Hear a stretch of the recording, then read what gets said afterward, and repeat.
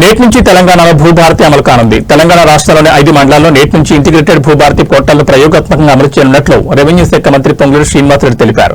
ఖమ్మం జిల్లా కూసుమంచి, భద్రాద్రి కొత్తగూడెం జిల్లా అశ్వరావుపేట, రంగారెడ్డి జిల్లా ఆమన్గల్, సంగారెడ్డి జిల్లా వట్పల్లి, నారాయణపేట జిల్లా కొస్గి మండలాల్లో దీన్ని అమలు చేస్తున్నట్లు వివరించారు. భూ వివాదాలకు శాశ్వత పరిష్కారం చూపించాలన్న సంకల్పంతో రెవెన్యూ శాఖలో విప్లవాత్మకమైన సంస్కరణలకు శ్రీకారం చుట్టామని రాష్ట్ర రెవెన్యూ మంత్రి పొంగూరు శ్రీనివాసరెడ్డి అన్నారు. ఇందులో భాగంగా రైతులకు పారదర్శకమైన సులభతరమైన సేవలు అందించడానికి ల్యాండ్ సర్వే రిజిస్ట్రేషన్ విభాగాలను ఒకే గొడుగు కిందకు తెస్తూ ఇంటిగ్రేటెడ్ భూభారతి పోర్టల్ ను రూపొందించామని ఆయన తెలిపారు. భూ వివాదాల పరిష్కారానికి ఇది తొలి అడుగని ఆయన పేర్కొన్నారు.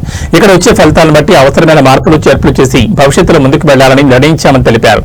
కేరళ పర్యటనలో ఉన్న మంత్రి శ్రీనివాసరెడ్డి బుధవారం పోర్టల్ ప్రారంభానికి సంబంధించి రెవెన్యూ అధికారులతో టెలికాన్ఫరెన్స్ నిర్వహించారు.